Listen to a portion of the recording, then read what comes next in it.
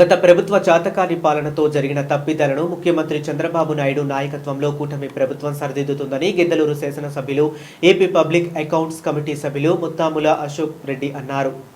మార్కాపురం జిల్లా రాచర్ల మండలం అనుమలపల్లె గ్రామంలో శుక్రవారం నిర్వహించిన రీసర్వే గ్రామ సభలో ఎమ్మెల్యే ముఖ్య అతిథిగా పాల్గొని రైతులకు నూతన పట్టాదారు పాస్ పుస్తకాలను పంపిణీ చేశారు. ఈ సందర్భంగా ఆయన మాట్లాడుతూ రైతుల భూమిపై హక్కును స్పష్టంగా నిర్ధారించే పాస్ పుస్తకాలు అందించడం ఆనందంగా ఉందన్నారు. గత ప్రభుత్వం వ్యవస్థలను గందరగోళానికి గురిచేసి రైతులను అయోమయంలో పడేసిందని విమర్శించారు.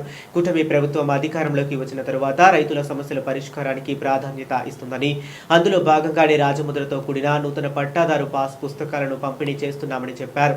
రీసర్వే వల్ల భూ వివాదాలకు శాశ్వత పరిష్కారం లభిస్తుందని, భవిష్యత్తులో రైతులు బ్యాంకు రుణాలు, ప్రభుత్వ పథకాలు సులభంగా పొందేందుకు ఇవి ఎంతో ఉపయోగపడతాయని తెలిపారు.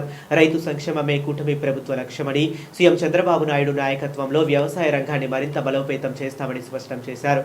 గత పాలకులు ప్రజల ఆస్తులపై తమ ఫోటోలు ముద్రించుకుని ప్రజాధనంతో పబ్లిసిటీ చేసుకుంటున్నారని మండిపడిన ఎమ్మెల్యే భూ యజమానుల ఫోటోలతో కూడిన పాస్ పుస్తకాలను కూటమి ప్రభుత్వం పంపిణీ చేయడం అభినందనీయమని అన్నారు.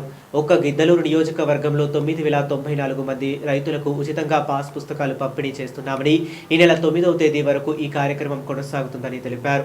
రైతాంగానికి మేలు చేసే కార్యక్రమాలు చేపడుతున్న CM Chandrababu Naidu, deputy CM Pawan Kalyan కు ఆయన ధన్యవాదాలు తెలిపారు. ఈ కార్యక్రమంలో మండల పార్టీ అధ్యక్షులు Katike Yoganand, society bank chairman Gopireddy Jeevan Reddy, market yard chairman Bailandugu Balayya, vice chairman Godi Obul Reddy, MPDO Venkataramareddy, tahsildar L Venkateswarlu, deputy tahsildar Swathi, Anumalapalle TDP నాయకులు సిగిరి వెంకటపతి మరియు మాజీ సర్పంచ్ భూపని కాసయ్య, సిరిగిరి శ్రీహరి, మాజీ సర్పంచ్ రామకోటయ్య, టీడీపీ నాయకులు పావశెట్టి శ్రీనివాసులు, బాకి శివ, మండల ప్రధాన కార్యదర్శి యాసం లక్ష్మారెడ్డి, మాజీ జెడ్పీటీసీ బత్తిని వెంకటేశ్వర్లు, రైతులు తదితరులు పాల్గొన్నారు.